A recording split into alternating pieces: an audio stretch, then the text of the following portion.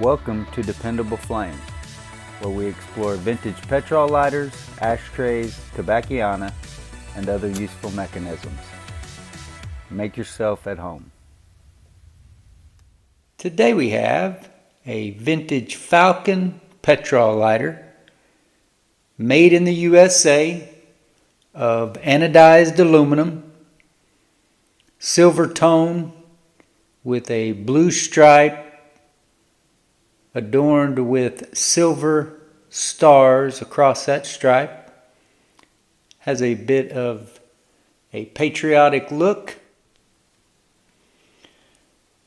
As I said, this is a Falcon lighter made in the USA, and it is stamped on the bottom, Falcon, SADDLEBROOK, New Jersey, USA. While it is marked as SADDLEBROOK, New Jersey, I have a sneaking suspicion that this lighter was actually produced or manufactured in Murfreesboro, Tennessee. It has all the hallmarks of a Murfreesboro era Park Industries flip-top petrol lighter. Has a riveted 5-barrel hinge. The case is wholly aluminum, and the insert is largely aluminum as well, besides the materials for the springs and that sort of thing.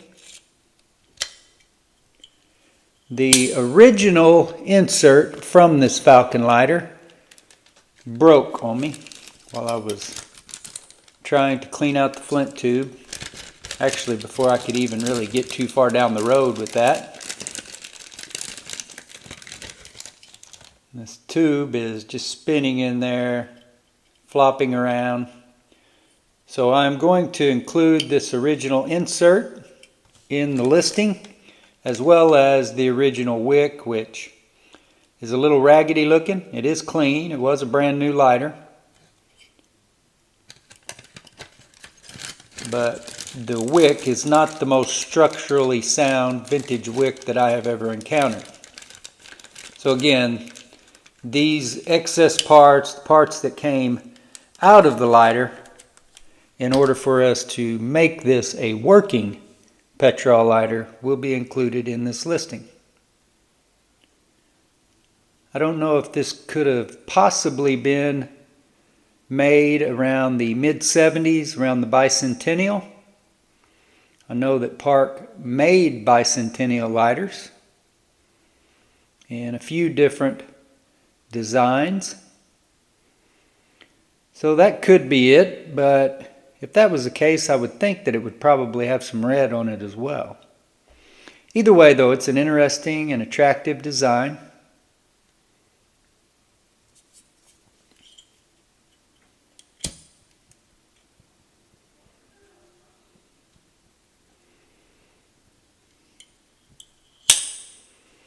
Has a brush finish to the front and back, sort of a satin or matte finish to the spines, top and bottom. Typical can bottom like you would see on other Park Industries marked Murfreesboro lighters, as well as the Springfield lighters, the later ones anyway. The early Springfield lighters were a flat bottom and weren't necessarily marked on the bottom where they were manufactured. The early Park lighters were marked on the front of the insert. This insert is a replacement Park, which appeared identical to the Falcon insert, or whatever you want to call the one that was originally in this Falcon lighter. Like I said, I am certain that they were both manufactured by Park Industries in their Murfreesboro manufacturing plant. Typical closing system, we put a copper woven Zippo type generic wick in there. There you can see the bottom end of it. We also used the solid foam fuel cell that was in the other insert. And this is the fuel screw, or I'm sorry, not fuel screw, flint spring screw and flint spring that were in the original insert. So this is original as it could get without the broken insert. And I believe still period correct. Slider's not perfect. It does show scuffs, dings, scratches, other minor blemishes. Definitely some dings on the top of that lid. I don't know if anything reaches to the level of a small dent, possibly a small dent or two. But overall, a lighter that's in really good condition that you could put in your pocket, carry around on the 4th of July. Carry it around on Veterans Day, whenever a patriotic theme hits you.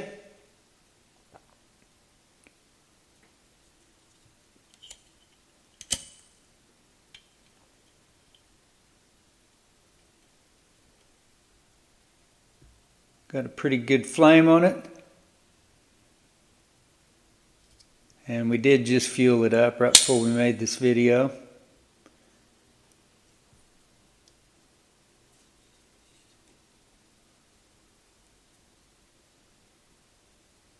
So if anybody out there knows what this design is promoting, other than just some kind of generic patriotic, what do they call that stuff that they hang out on the baseball fields on the 4th of July? Bunting? Is that what it's called? That's kind of what it reminds me of.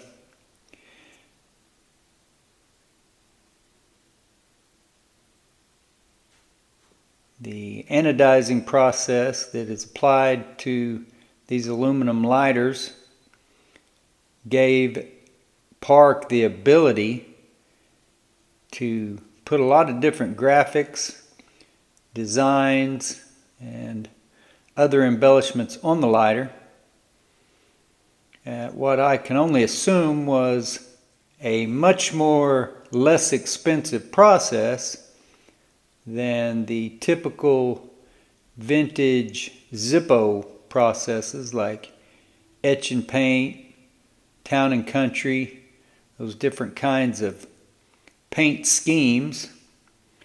Where with the anodizing process, it's basically like it's printed on there. You do see lighters like this in high polish as well, more of a mirror finish. You see some with the satin type finish like the spines and the top and the bottom are.